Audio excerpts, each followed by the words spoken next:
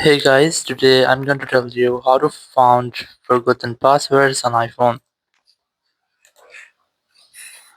If you're using an iPhone and you want to find your forgotten password, so let's see how can you do that. You just have to simply open your iPhone settings and here very first go to software update section. You have to make sure that you are on the latest version of iOS. You have to also make sure that you're not connected to any kind of VPN. Then tap on the search option here and you have to simply search for an app which is passwords. Just open this passwords app and in password app you have to verify yourself using your Face ID or your iPhone passcode. Now in this section you might see all the saved passwords you have.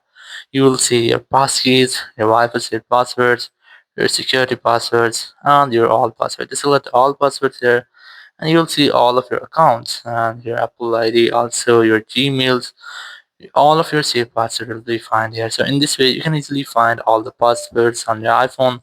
Thank you very much for watching the video. Until next video, bye bye.